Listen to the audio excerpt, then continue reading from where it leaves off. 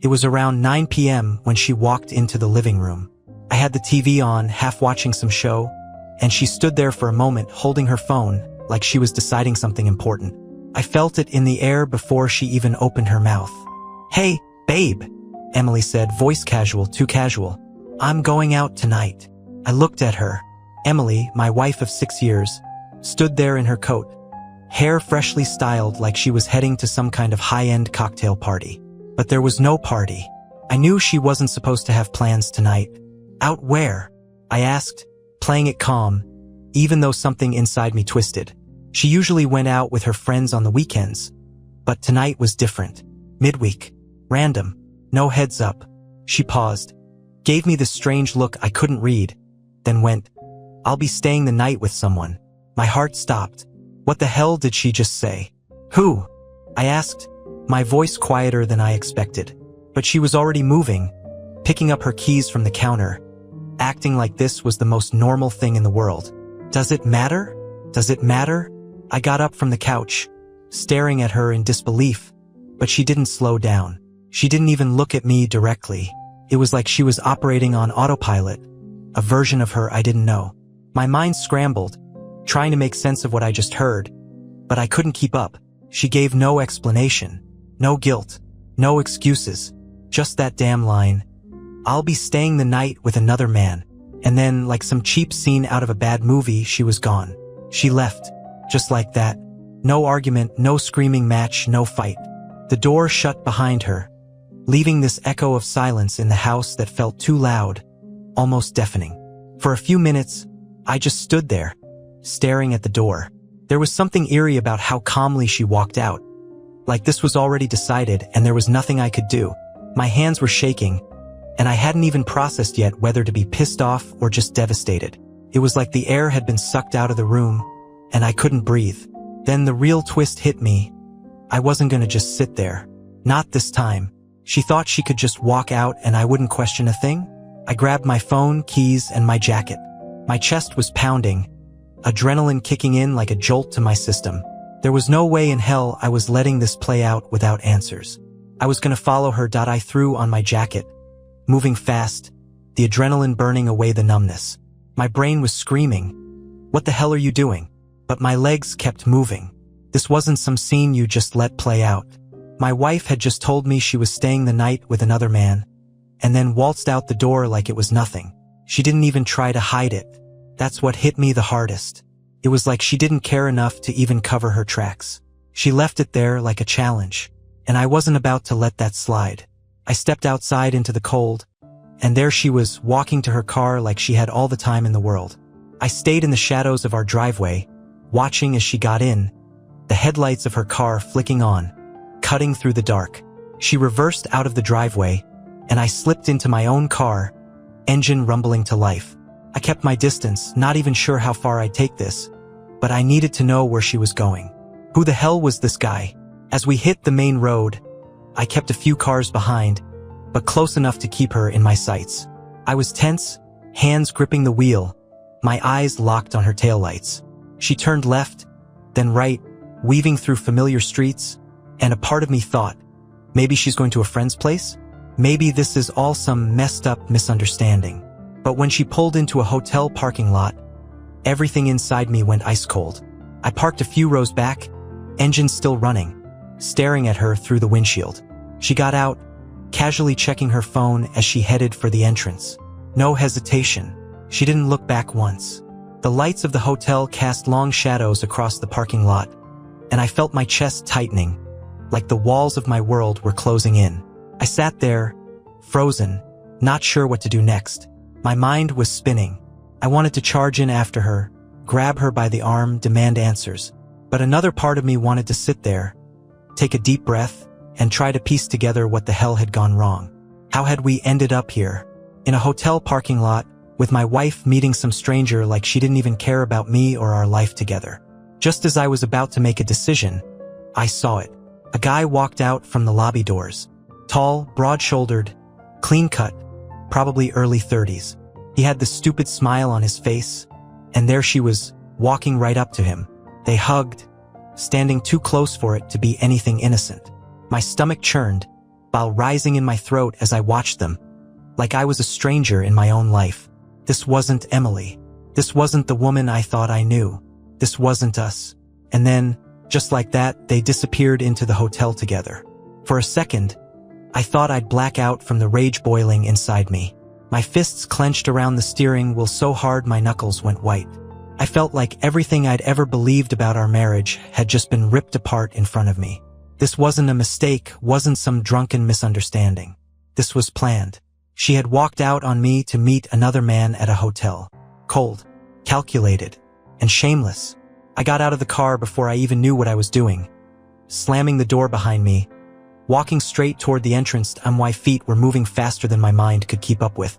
I didn't care about being quiet or sneaky anymore. What was the point? They were inside together, and I was going to end this here.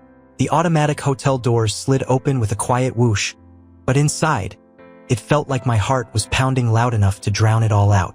I stormed past the front desk, ignoring the receptionist's polite, "Can I help you?" and headed straight for the elevators. They'd gone up, I was sure of it. I didn't know which floor, but I knew Emily. She was the type who'd book something on the top floor, trying to make it all feel special. And it hit me, this wasn't new for her. The calm way she'd walked out, the confidence in how she met this guy, like they'd done this before. The thought made my blood boil even hotter. I jabbed the elevator button repeatedly, like it'd make the thing move faster. The doors finally opened, and I stepped in, feeling that moment of eerie calm you get right before you do something you know is going to explode. The silence inside the elevator was suffocating. Each floor dinged by slowly, each second dragging out the tension in my chest. When I reached the top, I stepped out, looking down the long, dim hallway. It was quiet, too quiet. My heart was hammering against my ribs, but my mind was locked in, focused on one thing. I was going to confront her. I had to. There was no way I could go back home and pretend this didn't happen. I couldn't unsee what I'd just witnessed. I walked down the hall, my footsteps heavy on the carpet, and as I passed door after door, something in me snapped. I wasn't sad anymore. I wasn't even hurt. I was furious. The kind of fury that burns through any rational thought. She had lied to my face, taken her bag, and walked out of our home to be with another man, without a shred of guilt. The worst part was, she didn't care that I knew. That smug, careless way she had told me, like I didn't even matter, still echoed in my head. I reached the end of the hall and stopped. Room 812. I stared at the door, my breath coming hard and fast now. I knew they were inside. I could almost feel the betrayal radiating from behind that door, and I clenched my fists at my sides, fighting the urge to just kick it open. But I wasn't going to make a scene, not yet. Not until I saw the look on her face. I knocked hard. The sound echoed through the hallway, and for a second, I stood there, not even sure what I'd say. Maybe I didn't need to say anything. Maybe the sight of me at the door would be enough to blow this whole thing up in her face. I heard movement inside. My pulse quickened. A few seconds later, the door cracked open, just enough for me to see her. Emily. Her eyes widened the second she saw me. There was no mistaking it. She was caught. But instead of guilt or shock, her face twisted into something else. Something I didn't expect. Annoyance. She didn't even open the door all the way. Just stared at me through the small gap, as if I were some inconvenience she hadn't planned for. "What are you doing here?" she asked, her voice low and sharp, like I was the one who had crossed a line. "What the hell am I doing here?" I shot back, my voice rising. "What the hell are you doing here?" She rolled her eyes, like I was some idiot bothering her on her day off. "I told you where I was going," she said, still holding the door half shut. "You didn't listen. That's your problem, not mine." My problem? Was she serious right now?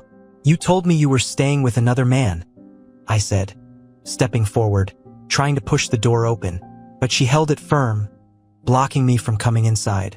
"You think that's something I'm just supposed to accept? That I'm going to sit at home while you're here, doing—" I couldn't even finish the sentence. My throat tightened with the disgust of it all. Emily sighed like she was tired of this already. "Look, it's none of your business. I don't have to explain myself to you." Couldn't believe it. The arrogance, the complete lack of remorse. She didn't even try to deny it, didn't try to spin some lie. No excuses, just pure, cold indifference. My blood was boiling. I pushed harder on the door, but she stepped back, finally letting it swing open. And there he was, the guy from the lobby, standing in the middle of the room, casually slipping his watch back on, like he hadn't just been part of tearing my life apart. He didn't even look embarrassed, just uninterested, like I was some background noise he didn't care about. "What's up, man?"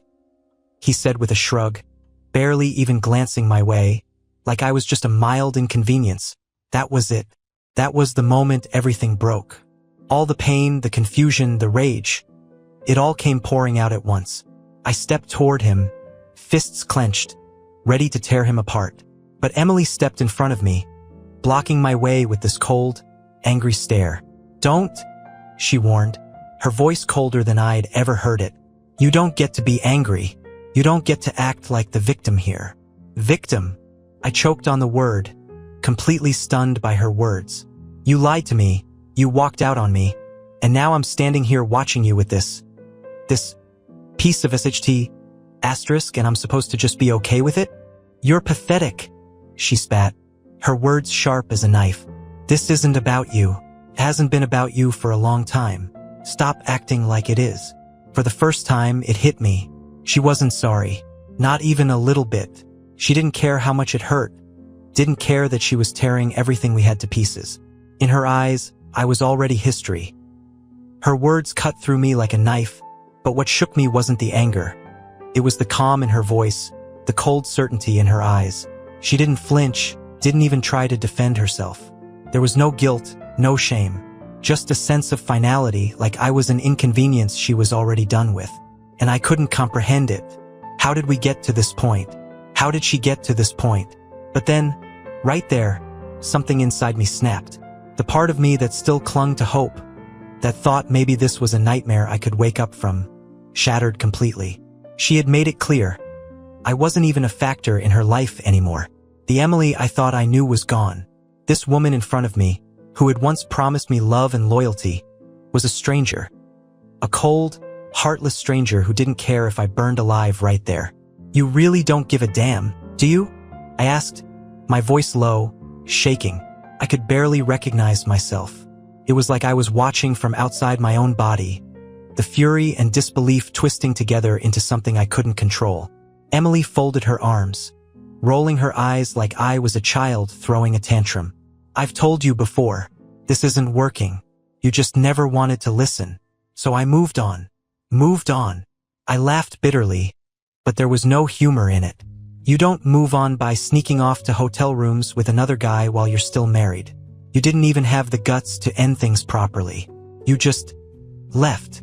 "Because I was done," she said, her voice steady. "I've been done for a long time, but you wouldn't accept it. So yeah, I found someone else.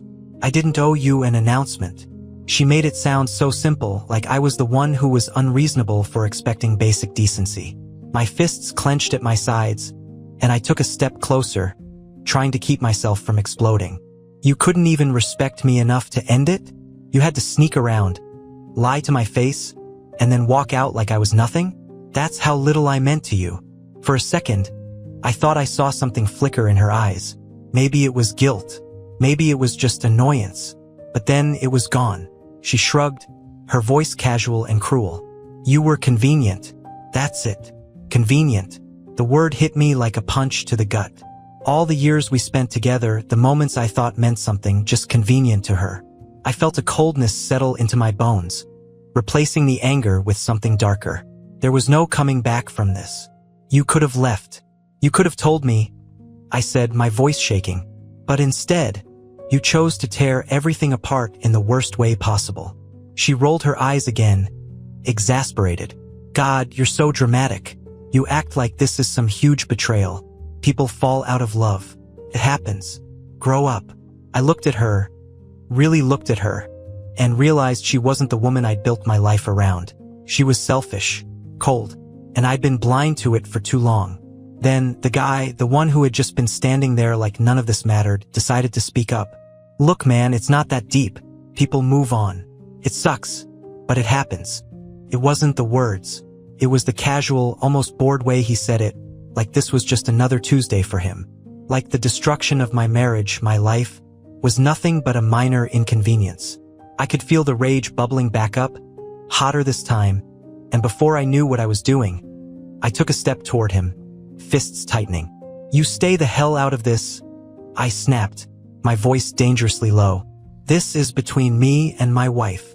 But Emily stepped in front of him, like she was defending him. "Don't even think about it," she said, her voice hard, warning. "You're not going to make a scene. Not here." I stopped, glaring at her. "A scene? You're worried about a scene after all this? After you walked out on me, lied to my face, and stood here defending this guy?" She didn't flinch. "I'm worried about you making a fool of yourself. But then again, you're good at that." That was it. That was the moment I realized there was no fixing this, no salvaging anything from the wreckage she had caused. The woman I loved was gone, replaced by someone who didn't even see me as human anymore. Just an obstacle in her new, shiny life with this guy. I backed up, the weight of everything crashing down on me all at once. My hands fell to my sides, the fight draining out of me. There was nothing left to fight for. She had destroyed it all. "Fine," I said quietly, my voice hollow. "You win. I'm done." For the first time, I saw a flicker of something in her eyes. Maybe it was surprise, maybe relief, but it didn't matter anymore. Nothing she did or said mattered. I turned around and walked out, leaving her and that guy in their hotel room, in their little bubble of betrayal. As I walked out into the cold night, something shifted inside me. The anger was still there, but it wasn't burning anymore. It was like embers, simmering just under the surface, waiting for the right moment to explode. But I was done with them, done with her. The only thing left now was to decide how I was going to burn it all down. That I got in my car and slammed the door shut, the thud echoing through the empty parking lot. My hands gripped the steering wheel so tight I thought the leather would tear. I could still see the hotel in my rearview mirror, that sterile, emotionless building that now felt like the graveyard of my marriage. Emily was up there, with him, probably not even thinking twice about what had just happened. I sat there, engine idling, staring straight ahead. I didn't move, didn't even blink. My mind was blank, like everything inside me had short-circuited. The fury that had consumed me in that room was now replaced by a suffocating emptiness. I didn't even know what to feel anymore. Anger? Sadness? Betrayal? It all blended together into a heavy, crushing weight. She had killed our marriage with one sentence. "I'll be staying the night with another man." And I had stood there, helpless, while she twisted the knife over and over. How had I let it get this far? How had I missed the signs, the lies, the way she had slowly slipped away from me? But no, this wasn't about missing signs. This wasn't about me being blind. This was about her selfishness, her cruelty, the way she treated me like I was some obstacle in her way. She had walked all over me, and I had let her. But not anymore. Something had changed in me the moment I walked out of that room. The sadness was still there, the pain, the loss. But there was something else now, something colder. I pulled out my phone and stared at the screen. I had half a mind to call her parents, tell them exactly what their precious daughter was up to. But then I realized I didn't care about them either. I didn't want anyone's pity, didn't want anyone telling me how sorry they were for me. No one could fix this. No one could make this right. Instead, I scrolled through my contacts, landing on the one person who had always been brutally honest with me. My best friend, Jason. He'd seen through Emily long before I had. I hated that he was right all along, but I needed to hear his voice, needed someone to ground me before I spun out of control. I hit dial and he picked up after 2 rings. "Hey man," he said, sounding half asleep. "What's up? Everything okay?" The second I heard his voice, everything came pouring out. The hotel, the guy, Emily's cold indifference, the way she had basically thrown our marriage in the trash. I talked faster than I could think, not even sure if I was making sense. By the time I was done, I was out of breath, and there was silence on the other end of the line. Jason finally spoke, his voice low and serious. "Dude, I don't even know what to say. That's messed up. But listen, are you okay? Where are you right now?" "I'm in my car, outside the hotel. I didn't know where else to go." He paused, and I could hear the gears turning in his head. "You need to get out of there, right now. Don't sit outside that place, man. It's only gonna mess with your head more. Come over." We'll figure this out. But first, get the hell away from that hotel. I knew he was right. Sitting there, staring at the place where she was betraying me wasn't going to help. It was only going to make the fury grow, and I didn't trust myself to keep it in check. So I put the car in gear and pulled out of the parking lot, leaving that miserable place behind me. The drive to Jason's was a blur. The city lights smeared past me, but I barely noticed. My mind was racing, replaying every word, every detail of the night.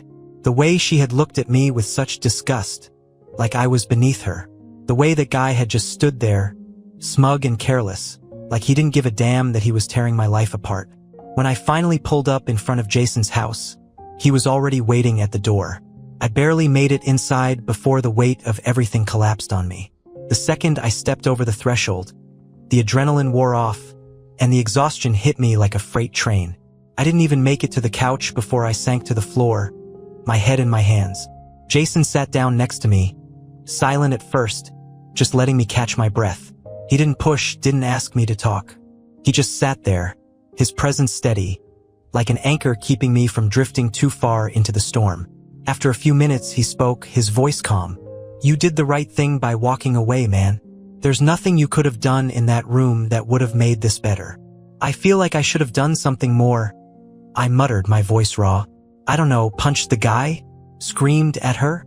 Anything." He shook his head. "No, that's what they wanted. They were trying to bait you, make you lose it. If you'd snapped, they would have twisted it, made you the bad guy. You walked out with your dignity. That's more than she deserves." I nodded, but the truth was, I didn't feel dignified. I felt broken, hollow, like everything I'd built with her had been swept away in a single night. "What the hell do I do now?" I asked, my voice cracking. "Do I just let her get away with this?" Jason's face hardened. "No, she doesn't get to just walk away clean. You have options. Divorce her, take her to court. Make sure she knows she messed with the wrong guy.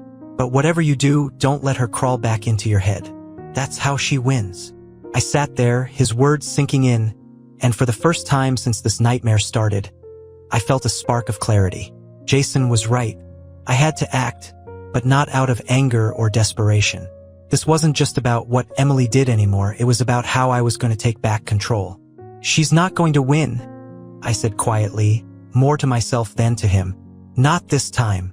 Jason clapped a hand on my shoulder. "That's the spirit. We'll figure this out.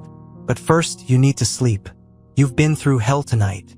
I knew he was right, but as I lay there on his couch later that night, staring up at the ceiling, I made a promise to myself. I wasn't going to be the victim anymore. She wanted to tear me apart, fine, but I'd be the one who walked away with my head held high. The next morning, I woke up with the kind of clarity I hadn't felt in months. Lying there on Jason's couch, the dull ache in my chest was still there, but now it was sharper, more focused. The pain had turned into something else, something that made me want to act, to take control. The shock of Emily's betrayal had worn off, and now all I could think about was how I wasn't going to let her walk all over me anymore. She thought she'd already won, thought she could move on like I was some forgotten chapter in her life. But she was wrong. I sat up, rubbing my face, still feeling the weight of the night before, but there was a plan forming in my head now. It wasn't just about getting revenge.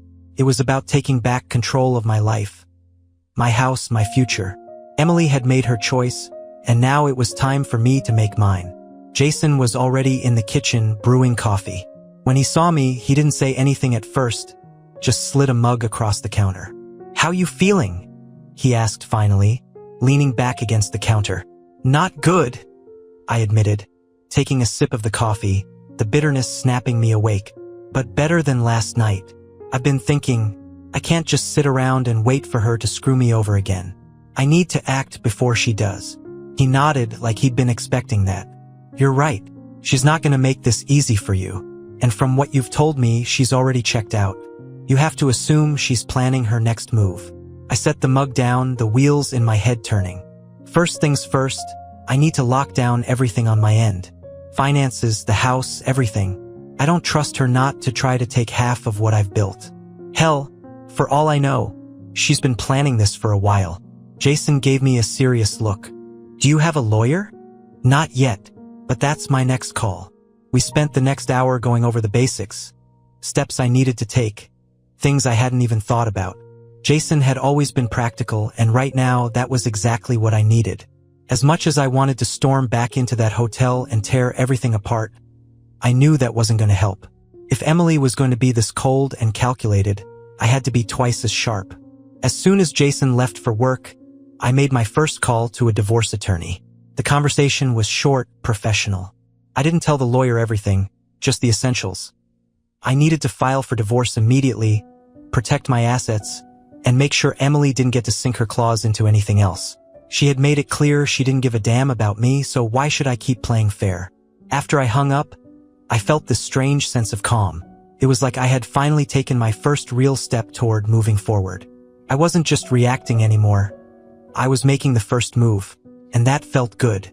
It felt like I was getting a grip on things again, like I wasn't drowning in the chaos she'd left behind. But as much as I was focused on protecting myself, there was one more thing I had to do. Something personal.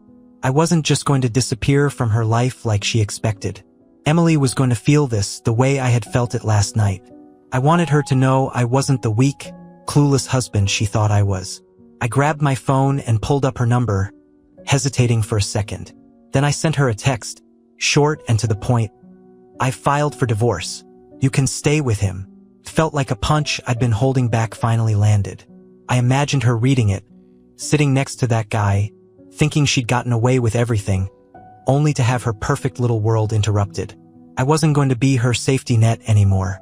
She could have her new life, her new man. But she wasn't getting any part of me in the process. A few minutes passed. No reply. Fine by me. The silence was almost more satisfying. That evening, I headed back to the house. I knew she wouldn't be there yet. She was probably still with him, pretending like nothing had changed. But everything had changed. As I walked through the door, the place felt different. Empty, but not in a bad way. It was like the weight of her presence was gone. The suffocating tension that had filled our house for months had finally lifted. I went through the rooms, gathering up anything of hers that was still lying around. Her clothes, her books, her stupid little knickknacks that cluttered the place. I threw them all into a box, each item feeling like a weight being lifted off my chest. This was my space now. I was reclaiming it piece by piece. As I packed away the last of her things, my phone buzzed on the counter. A text. I knew it was her before I even picked it up. Emily, we need to talk. I stared at the screen for a long moment, feeling a strange sense of satisfaction. Now she wanted to talk? Now that I'd made it clear I wasn't playing her game anymore? Too late for that. I didn't respond. I wasn't going to give her the satisfaction of thinking she could manipulate me again. Let her squirm. Let her wonder what my next move was. She had no power here anymore. I set the phone down and grabbed the box of her things, heading for the front door. I had no intention of letting them sit in my house any longer. I was done with her, done with the lies, the betrayal, the games. I was ready to burn every last bridge if that's what it took. And as I threw the box into the trunk of my car, I felt it, the first real taste of freedom. She wasn't going to win. Not this time. I drove across town with the box of her stuff rattling in the trunk, the streetlights flickering by like quiet spectators. My hands gripped the wheel, tighter than I needed to, but it was the only thing grounding me at this point. Emily's text, "We need to talk," was playing over and over in my head like some stupid, mocking echo. Now she wanted to talk? Now that I'd filed for divorce? I wasn't stupid. This wasn't about reconciliation. She wasn't sorry. She'd never be sorry. This was about control, about her trying to regain the upper hand now that she realized she wasn't in charge anymore. But I wasn't going to let her pull me back into her game. I had already decided. I was done being her pawn. The plan was simple.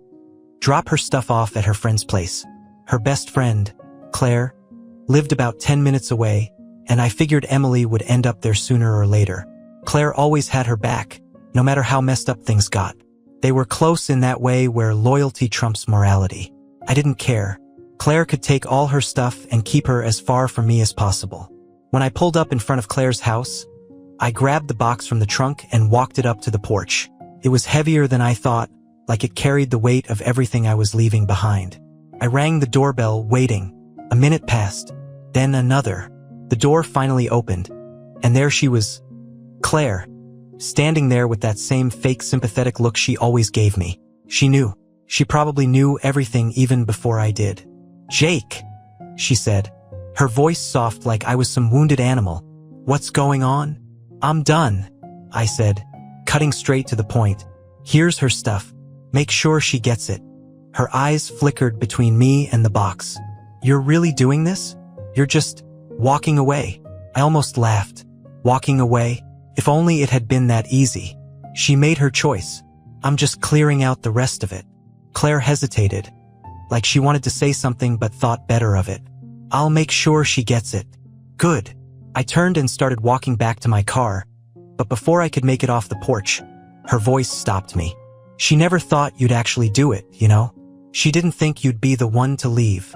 I froze. There it was, the truth slipping out in a moment of honesty. Emily thought she had me wrapped around her finger, thought I'd keep hanging on no matter what she did. Well, she was wrong, I said over my shoulder without looking back. I'm not waiting around for her to destroy what's left. I got in my car, started the engine, and drove away, leaving Claire and all that baggage behind. The streets were quieter now, emptier, and for the first time in a long while, I felt like I was actually moving forward, literally and figuratively. But as I turned onto the main road, my phone buzzed again. Another text. I didn't want to look at it, but curiosity got the better of me.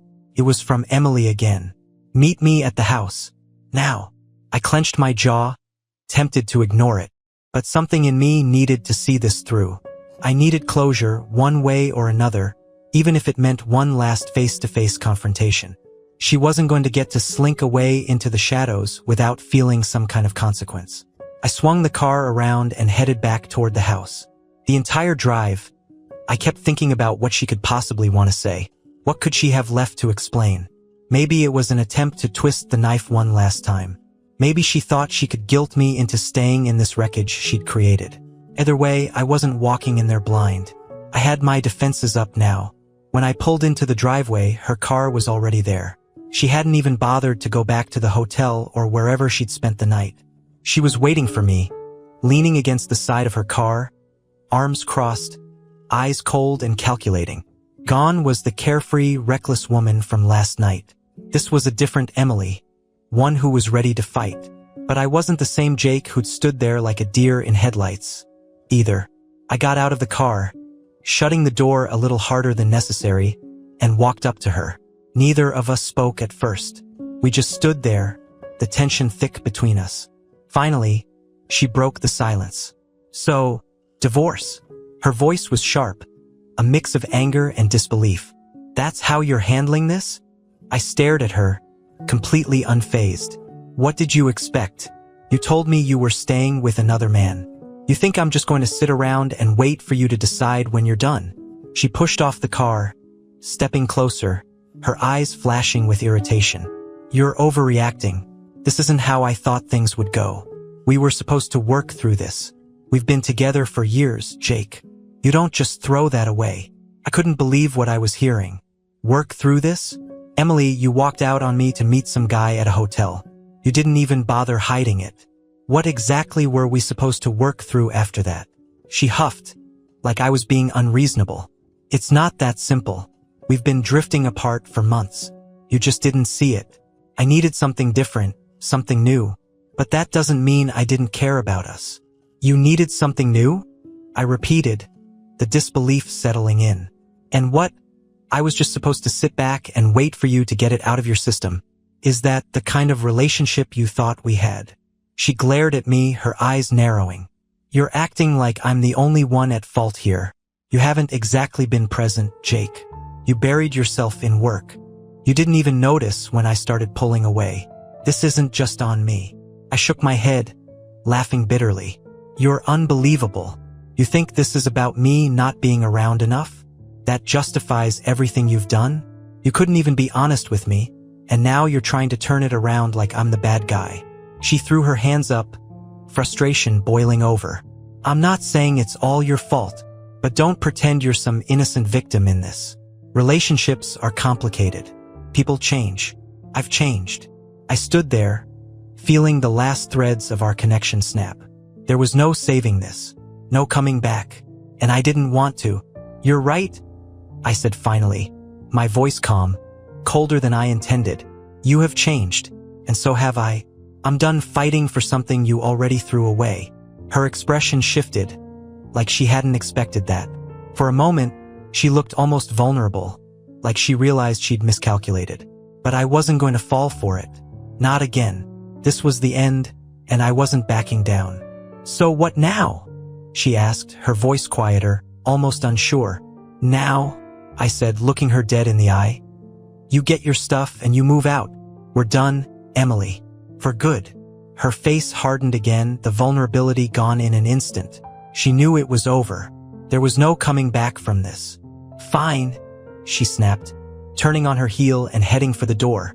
I'll pack my things. But don't think this is the last you'll hear from me. I didn't respond. I didn't need to. This game of hers was over, and she knew it. As I watched her walk into the house, I felt a strange sense of peace settle over me. I wasn't afraid of her anymore. The house was dead quiet once she walked inside, the air thick with the finality of everything that had just happened. Emily went straight to the bedroom without a word, and I didn't follow. I just stood in the living room, leaning against the wall, letting the silence settle around me. It was strange, how peaceful it felt now that I'd finally said the words I'd been holding in. We're done. There was no going back. I heard her moving around upstairs, opening and closing drawers, the faint sound of her phone ringing. Probably calling Claire to come help, maybe even that guy. I didn't care. Let her pack. Let her go. This was the moment where it all ended, and for once I wasn't angry. There was no rage left, no bitterness eating me up inside, just a heavy kind of relief, like I'd finally exhaled after holding my breath for months. I sat down on the couch, staring at the empty space that used to feel so suffocating. I remembered all the nights we'd spent here, watching TV, laughing, planning our future. It all felt like a different life now, a life I couldn't even recognize anymore. The weight of the last few months hit me all at once. How long I'd been pretending everything was fine, how I'd ignored all the cracks in the foundation of our marriage, hoping they'd somehow fix themselves. But nothing could fix this. And the truth was, I didn't want to fix it anymore. After about half an hour, I heard her coming back down the stairs, her footsteps fast, purposeful. When she appeared at the doorway, she was holding 2 bags, her face set in a cold, indifferent expression. She didn't look at me, not directly. She just stood there for a second, as if waiting for me to say something, maybe expecting some last-minute fight, some plea for her to stay. But there was nothing left to say. No more games, no more words. We both knew it was over. I'll send someone for the rest of my stuff, she said, her voice flat. I don't want to come back here again. Good, I replied, not even looking at her. Neither do I. She hesitated, just for a second, like she might say something more. But then she turned and walked out the door, bags in hand, leaving the house and our life behind her. The sound of the door clicking shut was like a final, irreversible moment, the punctuation mark at the end of a story that had dragged on far too long. I didn't get up to watch her drive away. I didn't need to. I knew this was it. She was gone.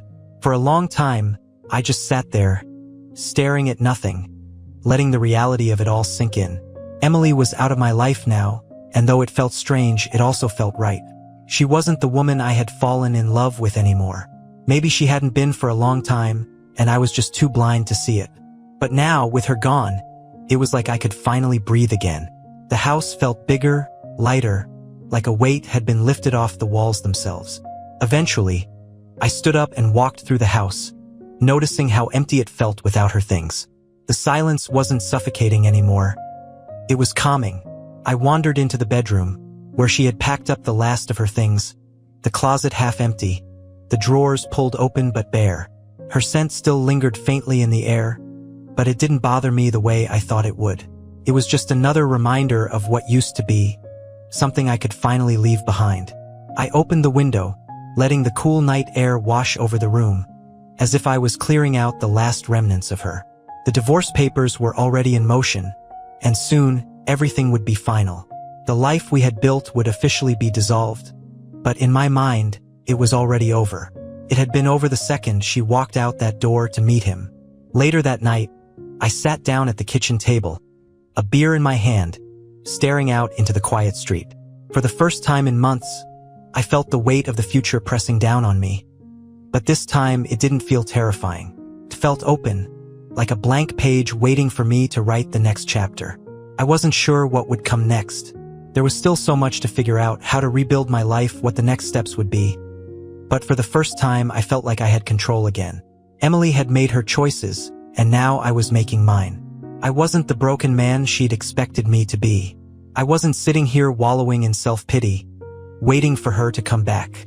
I was moving forward, and that was something she couldn't take from me. As I finished my beer, I couldn't help but think about everything I had learned from this mess. About how much I had ignored, how much I had let slide, all because I was afraid of facing the truth. If there was one thing I could tell anyone going through something like this, it would be this: don't wait until it's too late. Don't ignore the signs. Don't let someone else control your life, your happiness. If they don't respect you, if they're lying to you, walk away. You deserve better. I stood up, tossed the empty bottle in the trash, and looked around the house one last time. Felt different now. Not a reminder of what I'd lost, but a symbol of what I'd gained: freedom, clarity, a future where I wasn't constantly questioning if I was enough. And as I walked upstairs, ready to collapse into bed, I smiled to myself for the first time in a long while. Emily was gone, but I was still here, and for the first time that felt like enough.